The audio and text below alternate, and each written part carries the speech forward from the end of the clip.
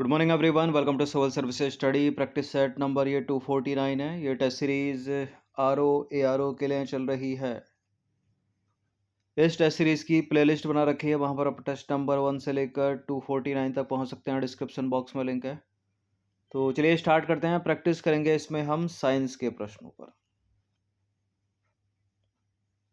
तो question number 1, हीरा और graphite के बारे में निम्नलिखित में से कौन सा स्टेटमेंट सही है। चार हैं इसमें एक सही पूछ रहा है ना, तो इसमें केवल एक ही सही होगा, 3 इनकरेक्ट होंगे और इसको ढूंढना है। देखिए, हीरा और ग्रेफाइट, उनकी विद्युत चालकता समान होती है, उनकी क्रिस्टल संरचना समान होती है। ग्रेफाइट और हीरा कार्बन तत्वों के बने होते हैं, उनकी कठोरता का स्तर समान होता है।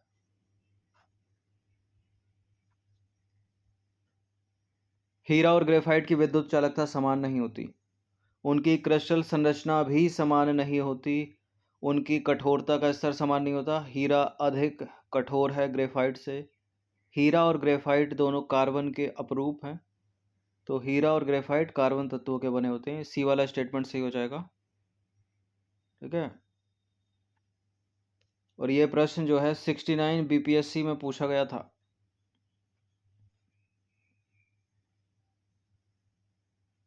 देखिए, हीरा और ग्रेफाइट कार्बन तत्वों के बने होते हैं। हीरा और ग्रेफाइट कार्बन तत्वों के बने होते हैं, तो सी करेक्ट हो गया। वे कार्बन के अपरूप हैं और हीरा और ग्रेफाइट समान रासायनिक गुण दिखाने में जो है सक्षम है। ग्रेफाइट कार्बन परमाणु की चादरों या परतों में मौजूद होता है, जो एक दूसरे से सह संयोजक बंध से बंधे होते हैं। हीरे में कार्बन परमाणुओं की एक प्रबल त्रिआयामी व्यवस्था होती है और यह कठोर प्रकृति का होता है, तो केवल सी सही है।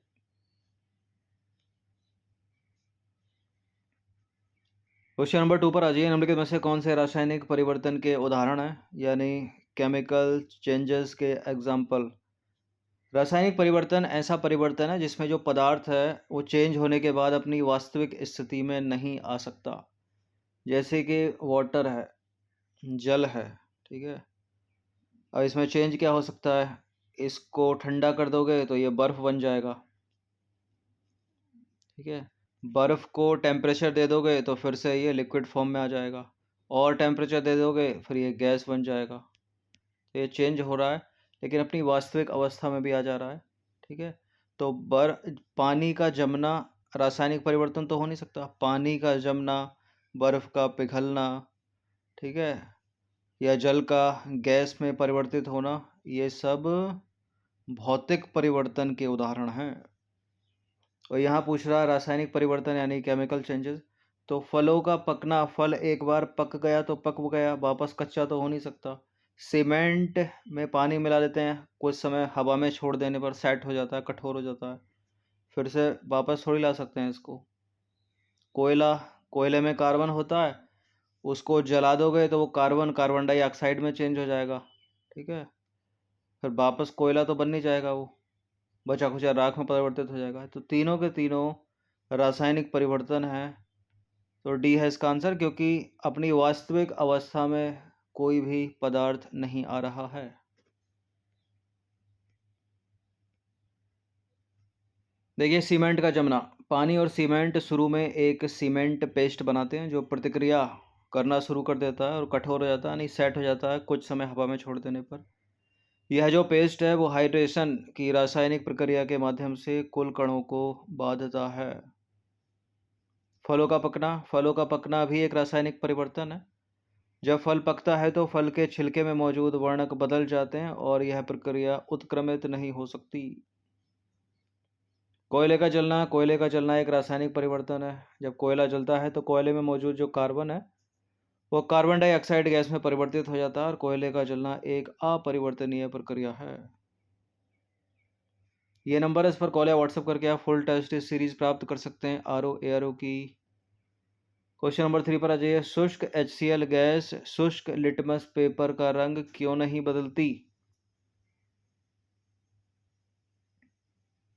क्योंकि उसमें कोई H3O+ आयन मौजूद नहीं होता है। लिटमस केवल H3O+ आयन की उपस्थिति में ही रंग बदलता है, तो सी है इसका आंसर। देखिए शुष्क HCl गैस शुष्क लिटमस पेपर का रंग नहीं बदलती क्योंकि उसमें कोई H3O+ आयन की उपस्थिति नहीं होती। लिटमस केवल H3O+ आयनों की उपस्थिति में ही रंग बदलता है। एसिटिक अम्ल की गंध किसके समान होती है? सिरका, टमाटर, मिट्टी का तेल या यूरिन? यूरिन जैसी तो नहीं होती, वो तो अमोनिया की तरह होनी चाहिए, फिर तो इसकी होती है सिरके के समान। ए है इसका आंसर। देखिए एसिटिक अम्ल मुख्य रूप से सिरका जैसा दिखता है। तो एसिटिक अम्ल एक रंगहीन तरल है। इसमें तीखी तीक्ष्ण गंध और खट्टा स्वाद होता है और सिरके में एसिटिक अम्ल की सांद्रता 4 से 8% तक हो सकती है। इसमें उच्च सांद्रता के परिणाम स्वरूप तीक्ष्ण गंध आती है और एसिटिक अम्ल की वाष्पशील प्रकृति के कारण गंध तीक्ष्ण होती है। क्वेश्चन नंबर 5 पर आ जाइए। मिट्टी के तेल की गंध किन तत्वों के कारण होती है? मिट्टी का तेल यदि आपने स्मेल किया हो तो उसमें गंध आती है और तीक्ष्ण गंध है वो भी। अगर किसी एक कमरे में मिट्टी का तेल किसी बोतल में रखा, उसका ढक्कन खोल दे तो पूरे महक जाएगी, तो वो गंध आती है उसमें नेफ्थलीन और एल्काइल बेंजीन के कारण। डी है इसका आंसर। देखिए मिट्टी के तेल की गंध मुख्य रूप से एलिफेटिक हाइड्रोकार्बन जैसे कि नेफ्थलीन और एल्काइल बेंजीन के कारण होती है। नंबर 6 पर आ जाइए। वर्ष 1930 में किस वैज्ञानिक को AVO रक्त समूह प्रणाली का वर्णन करने के लिए नोबेल पुरस्कार दिया गया था?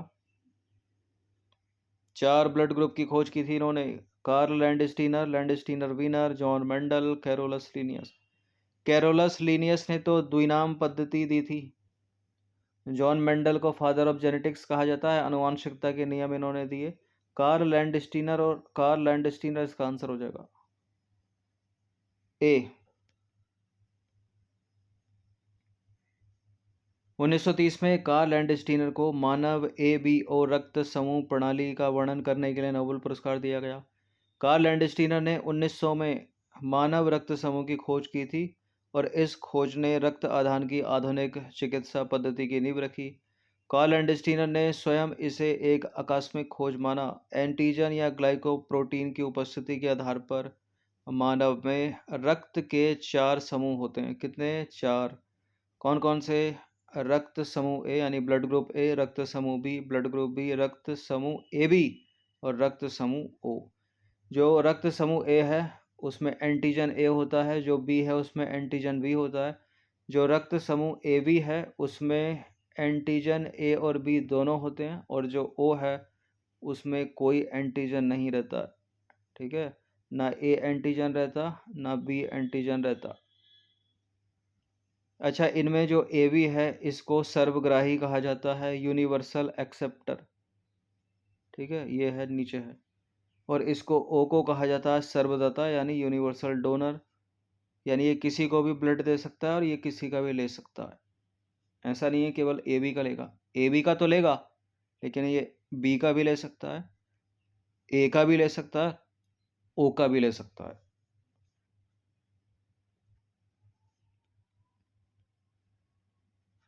क्वेश्चन नंबर 7 पर आ जाइए। मानव की आमाशय की कार्यप्रणाली की खोज किसने की थी? आमाशय को बोलते हैं stomach. Charles Darwin, Charles Babbage. Babbage तो कंप्यूटर से संबंधित हैं। Charles Darwin, origin of species को भी हटा दीजिए। विलियम ब्यूमॉन्ट या विलियम हार्वे, क्या है इसका आंसर? इसका आंसर हो जाएगा ऑप्शन नंबर सी, विलियम ब्यूमॉन्ट। देखिए विलियम ब्यूमॉन्ट ने आमाशय, मानव में आमाशय की कार्यप्रणाली की खोज की थी, यानी फंक्शन ऑफ स्टोमक। तो ये जो विलियम ब्यूमॉन्ट है ये अमेरिकी सेना में एक शल्य चिकित्सक थे, यानी सर्जन थे, और मानव पाचन पर अपने शोध के बाद उन्होंने गैस्ट्रिक फिजियोलॉजी का जनक कहा जाने लगा। एक्सरे को और किस नाम से जानोगे? एक्सरे को और किस नाम से जाना जाता है? क्या अल्फा किरणें हैं, सुपर किरणें हैं, रोंटगन किरणें हैं, स्थलीय किरणें हैं, क्या हैं? अल्फा, अल्फा है रोंटगन किरणें। सी है इसका आंसर। देखिए एक्सरे की खोज WC रोंटगन ने दिसंबर 1895 में की थी और इन्हीं के नाम पर इन किरणों को रोंटगन किरणें कहा जाता है। इम्पोर्टेंट है, लाइट वाला ये चैप्टर से सवाल है। आकाश नीला दिखाई देता है, क्यों दिखाई देता है भाई? आकाश का नीला दिखाई देना, diffraction of light, scattering of light, total internal reflection, refraction of light, यानी प्रकाश का विवर्तन, प्रकाश का प्रकीर्णन, प्रकाश का आंतरिक परावर्तन या प्रकाश का अपवर्तन। आकाश का नीला दिखाई देना, सूरज का उगते हुए और छिपते हुए लाल दिखाई देना, समुद्र का नीला दिखाई देना, स्विमिंग पूल के पानी का नीला दिखाई देना, दिन के समय आकाश का वाइट सफ़ेद दिखाई देना। ये सारा का सारा जो है वो रंग दृष्टि भ्रम है, यानी कलर इल्यूजन है। और ये सबका सब होता है स्कैटरिंग ऑफ लाइट के द्वारा, यानी प्रकाश के प्रकीर्णन के द्वारा। ठीक है, ये प्रकाश का विवर्तन क्या होता है, प्रकीर्णन क्या होता है, अपवर्तन क्या होता है, परावर्तन क्या होता है, ये आपने पढ़ा तो होगा स्कूल में 9th और 10th में। देखिए, आकाश का नीला दिखाई देना का कारण है स्कैटरिंग ऑफ लाइट, यानी प्रकाश का प्रकीर्णन। पृथ्वी के वायुमंडल में पहुंचने वाला सूर्य का जो प्रकाश है वो वातावरण में उपस्थित गैसों और धूल कणों के कारण जो है सभी दिशाओं में प्रकीर्णित होता है, यानी विकृत होता है। और नीला रंग अधिक प्रकीर्णित होता है, इसलिए आकाश जो है वो नीला दिखाई देता है। नीले रंग के अधिक प्रकीर्णन का कारण यह है कि नीले प्रकाश की जो तरंग दैर्ध्य होती है वो अन्य प्रकाश की तुलना में कम होती है। तो नीला प्रकाश पृथ्वी के वायुमंडल में हवा के छोटे अणुओं द्वारा सभी दिशाओं में प्रकीर्णित होता है और इसी कारण आकाश जो है वो नीला दिखाई देता है। प्रकीर्णन क्या है? भौतिकी में एक कण की गति की दिशा में दूसरे कण से टकराने के कारण होने वाला परिवर्तन ही प्रकीर्णन है, यानी स्कैटरिंग। और प्रकाश के प्रकीर्णन के अन्य उदाहरण की बात करें तो सूर्योदय और सूर्यास्त के समय सूरज लाल दिखाई देता है, दोपहर के समय आसमान जो है वो सफ़ेद दिखाई देता है, और वैसे नॉर्मली आसमान नीला दिखाई देता है। लाल रंग का प्रयोग खतरे के संकेत के रूप में किया जाता है। ठीक है, स्विमिंग पूल के पानी का नीला दिखाई देना, समुद्र के पानी का नीला दिखाई देना या महासागर के पानी का नीला दिखाई देना, ये सारा का सारा दृष्टि भ्रम है, इल्यूजन है। ऐसा होता नहीं है लेकिन दिखता है। और क्यों दिखता है? स्कैटरिंग ऑफ लाइट के कारण, प्रकाश के प्रकीर्णन के कारण। अब एक प्रश्न यह है, 10वां प्रश्न, इसका आंसर दीजिए तो क्या होगा? चलिए क्वेश्चन नंबर 10 पर आ जाइए। देखिए, जिनको स्पीड कम लग रही है तो यूट्यूब में ऑप्शंस है 1.25x का, उसके बाद 1.5x का, तो इससे स्पीड बढ़ जाती है। और जिनको तेज लग रहा है तो कम भी हो जाती है वहाँ पर। ठीक है, ऊपर सेटिंग से आप कर सकते हो। 10वां प्रश्न है, निम्नलिखित में से कौन से प्रकाश के पूर्ण आंतरिक परावर्तन के उदाहरण है, यानी टोटल इंटरनल रिफ्लेक्शन के? रेगिस्तान में मृग मरीचिका का बनना, यानी माइरेज, पानी में खाली परखनली का चमकना, और कांच के बर्तनों में दरार का चमकना, हीरे की पार्किंग, यानी हीरे का चमकना। टोटल इंटरनल रिफ्लेक्शन ये भी इल्यूजन है, दृष्टि भ्रम। रेगिस्तान में मृग मरीचिका का बनना, पानी में खाली परखनली का चमकना, कांच के बर्तनों में दरार का चमकना, और हीरे की पार्किंग, ये सारे के सारे टोटल इंटरनल रिफ्लेक्शन के द्वारा होते हैं, पूर्ण आंतरिक परावर्तन के दौरान होते हैं। और ये भी दृष्टि भ्रम है। ठीक है, इल्यूजन, ऐसा होता नहीं है लेकिन दिखाई देता है। और ये किसके कारण होता है? प्रकाश के पूर्ण आंतरिक परावर्तन के कारण, यानी टोटल इंटरनल रिफ्लेक्शन के द्वारा। नेक्स्ट क्वेश्चन है, क्वेश्चन नंबर 11 है, पानी में भरे बर्तन के तल पर एक सिक्का डैश के कारण अपनी वास्तविक स्थिति से थोड़ा ऊपर उठा हुआ दिखाई देता है। Reflection of light, refraction of light, scattering of light, dispersion of light. ये होता है अपवर्तन के कारण। ठीक है, रिफ्लेक्शन जैसी तो कोई चीज़ है नहीं यहाँ पर, रिफ्लेक्शन को हटा दीजिए। रिफ्रैक्शन ऑफ लाइट, स्कैटरिंग हो नहीं रही है, रंग वंग का कुछ है नहीं, डिस्पर्सन ऑफ लाइट नहीं होगा, बी है इसका आंसर। देखिए, पानी से भरे बर्तन के तल पर एक सिक्का प्रकाश के अपवर्तन के कारण अपनी वास्तविक स्थिति से थोड़ा ऊपर उठा हुआ दिखाई देता है। क्वेश्चन नंबर 12 पर आ जाइए। म्यूजिक या म्यूजिक सीडी के इंद्रधनुष के रंगों को दर्शाना और होलोग्राम निम्नलिखित में से प्रकाश के किस परिवर्तन के उदाहरण हैं? Diffraction of light, refraction of light, scattering of light, dispersion of light. प्रकीर्णन तो हो नहीं रहा है यहाँ पर, अपवर्तन भी नहीं हो रहा है। या तो ए होगा या फिर डी होगा। क्या है इसका आंसर? मूवी या म्यूजिक सीडी का इंद्रधनुष के रंगों को दर्शाना और होलोग्राम। इसका आंसर हो जाएगा ऑप्शन नंबर ए, यानी डिफ्रैक्शन ऑफ लाइट, यानी प्रकाश का विवर्तन के कारण ये होता है। मूवी या म्यूजिक सीडी का इंद्रधनुष के रंगों को दर्शाना, और होलोग्राम में जो इंद्रधनुष में कितने रंग होते हैं? 7 रंग होते हैं। ठीक है, विबग्योर वाले। क्वेश्चन नंबर 13 पर अजय, ध्वनि की तीक्ष्णता किसके द्वारा निर्धारित की जाती है? ध्वनि का वेग, ध्वनि का आयाम, ध्वनि की तरंग दैर्ध्य, उपरोक्त में से कोई नहीं। देखिए, ध्वनि की तीक्ष्णता जो निर्धारित की जाती है वो होती है ध्वनि का तरंग दैर्ध्य।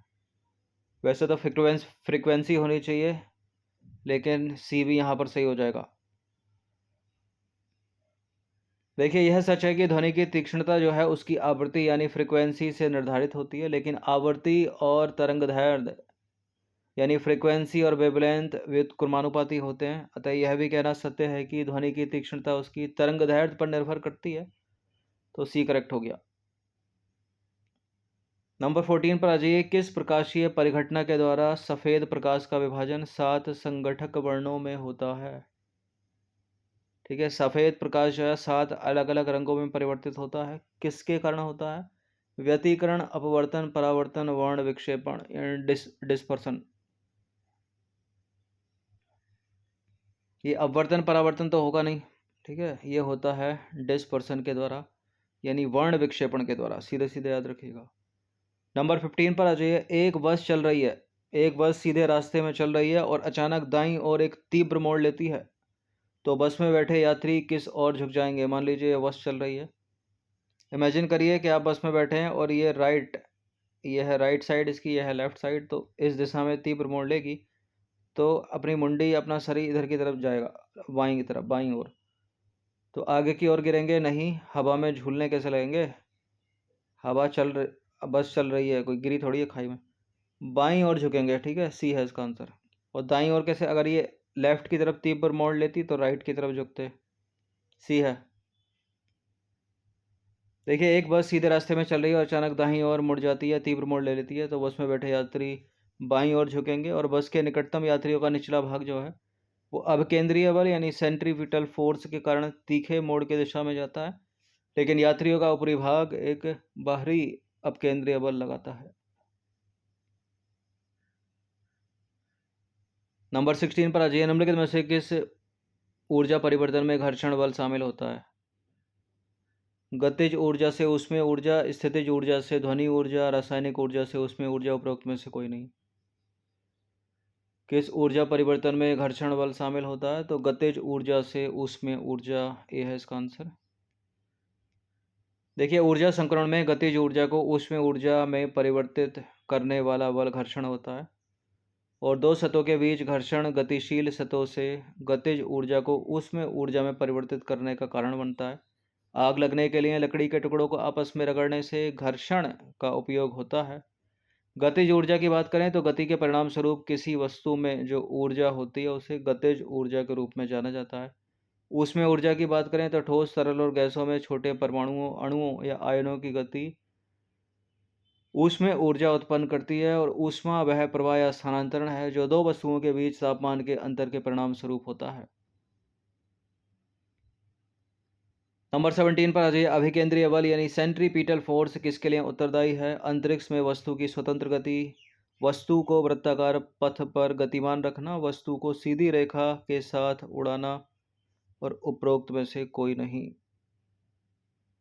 अभिकेंद्रीय बल, सेंट्रीपिटल फोर्स, वस्तु को वृत्ताकार पथ पर गतिमान रखना, बी है इसका आंसर। देखिए, अभिकेंद्रीय बल यानी सेंट्रीपिटल फोर्स एक बल है जो एक वृत्त में घूमने वाले वस्तु पर कार्य करता है और वस्तु की गति के केंद्र पर लक्षित होता है। वस्तु के पथ के वक्रता के केंद्र की दिशा वस्तु के गति के समकोण पर इसकी गति जो है आयतित होती है, और यह वस्तु को वृत्तीय पथ पर गतिमान रखता है। क्वेश्चन नंबर 18 पर आ जाइए, फुटबॉल के खेल में एक गोलकीपर फुटबॉल को गोल में पकड़ने के बाद अपने हाथों को पीछे की ओर खींचता है। यह गोलकीपर को किस प्रकार सक्षम बनाता है? संवेग परिवर्तन की दर को कम करने में, फुटबॉल पर अधिक बल लगाने में, फुटबॉल द्वारा हाथों पर लगाए गए बल को बढ़ाने में, और मैच के टाइम को बढ़ाने के लिए ताकि विपक्षी टीम का एक पॉइंट कम हो जाए। साइंस है तो डी वाला तो स्टेटमेंट गलत ही है। फुटबॉल पर अधिक बल लगाने में, ये भी गलत है। फुटबॉल द्वारा हाथों पर लगाए गए बल को बढ़ाने में, गलत। ए है इसका आंसर। संवेग परिवर्तन की दर को कम करने में, यहाँ साइंस जैसा दिखने वाला स्टेटमेंट ही सही होगा। देखिए, गोलकीपर द्वारा पकड़ी जा रही गेंद का समय बढ़ जाता है और फुटबॉल की अवधि को बढ़ाकर वह संवेग परिवर्तन की बल की दर को कम कर देता है जो फुटबॉल उस पर डालती है। तो सबसे सही ए आंसर होगा इसका, reducing the rate of change of momentum. और काम करता है गति का दूसरा नियम, सेकेंड लॉ ऑफ मोशन। गति के द्वितीय नियम के अनुसार किसी पिंड का बल उसके द्रव्यमान और त्वरण के गुणनफल के बराबर होता है। जिस दर पर संवेग परिवर्तन होता है वह बल के समान होता है, और बल को निरंतर द्रव्यमान के लिए द्रव्यमान त्वरण के रूप में परिभाषित किया जाता है। गोलकीपर की उपरोक्त स्थिति गति के द्वितीय नियम का उदाहरण है, दूसरे नियम का।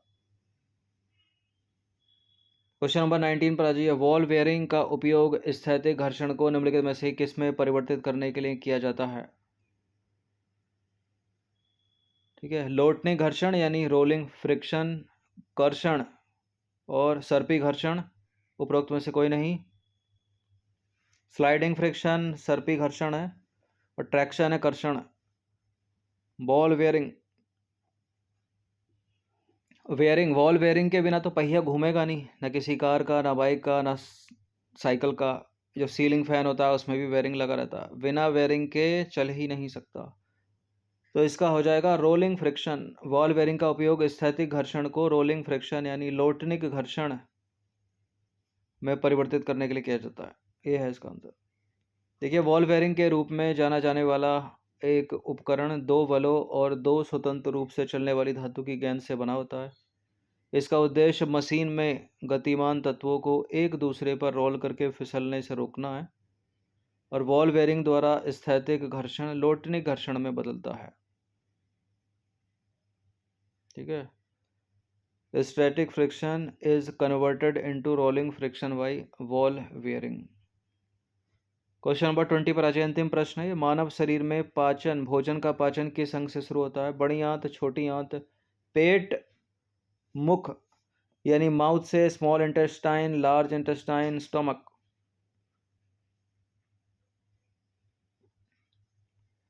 देखिए, यहीं से शुरू हो जाता है। मुंह में हम खाना डालते हैं ना, भोजन का टुकड़ा, वहीं से स्टार्ट हो जाता है।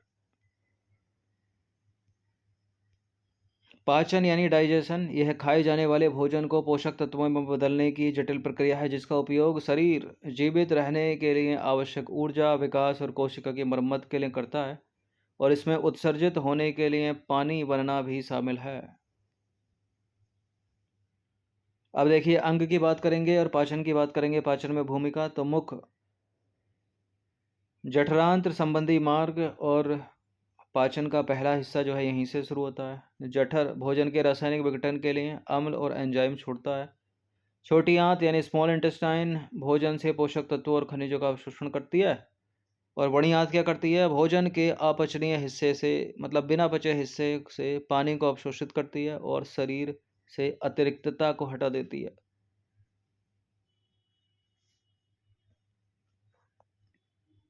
तो ये 20 प्रश्न थे। इन सभी की फुल टेस्ट सीरीज आप प्राप्त कर सकते हो। नंबर है इस पर कॉल या व्हाट्सएप करके। बाकी प्रैक्टिस करते रहिएगा हर दिन। धन्यवाद।